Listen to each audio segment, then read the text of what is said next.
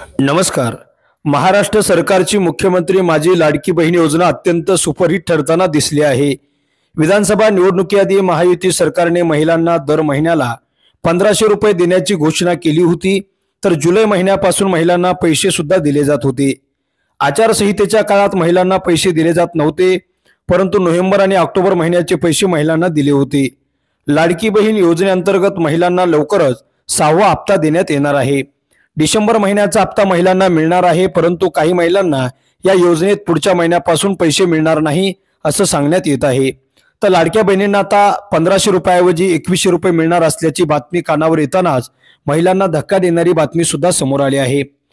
मीडियाच्या रिपोर्टनुसार लाडकी बहीण योजनेसाठी अर्ज करण्याची शेवटची तारीख 15 ऑक्टोबर होती। त्यानंतर आचारसंहिता लागू झाली। या काळात काही महिलांच्या अर्जाची छाननी बाकी होती, त्यामुळे आता महिलांच्या अर्जाची छाननी पुन्हा सुरू केली जाणार आहे।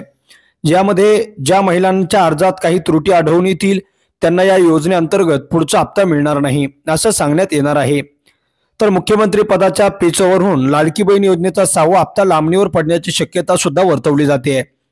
ज्या महिलांचे कुटुंबाचे वार्षिक उत्पन्न 2,50,000 पेक्षा जास्त आहे त्यांना या योजनेचा लाभ घेता येणार नाहीये।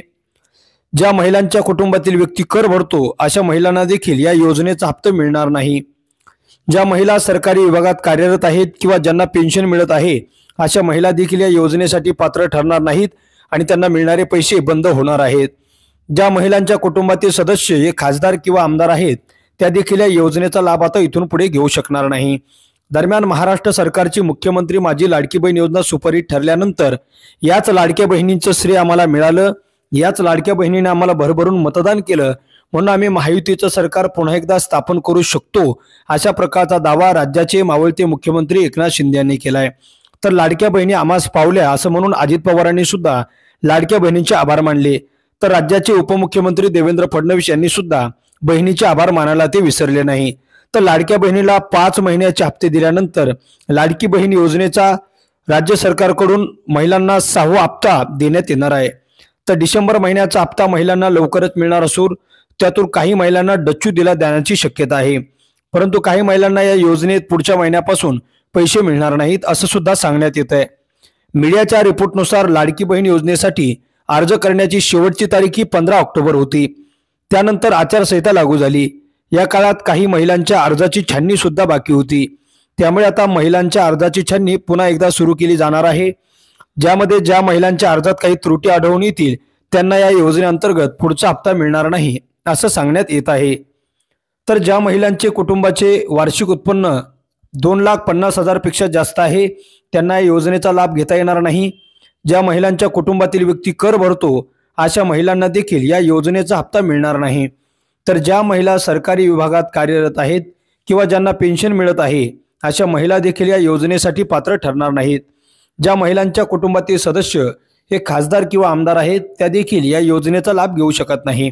दरम्यान महाराष्ट्रातील लाडक्या बहिणींना महाराष्ट्र सरकारकडून 1500 रुपयाऐवजी आता हप्ता 2100 रुपये केला जाणार असला तरी अनेक लाडक्या बहिणींना मोठा धक्का देत सरकारनं नवीन नियमावली लागू केल्यामुळे आता सर्व महिलांनी या नियमात बसल्यास तरच आपण त्यात पात्र ठरणार आहात, अन्यथा आपल्याला इथून पुढे 2100 रुपये मिळणार नाही अशा प्रकारच्या या सूचनेचं पालन करावं अशी सूचना सुद्धा राज्य सरकारच्या वतीनं करण्यात येते आहे।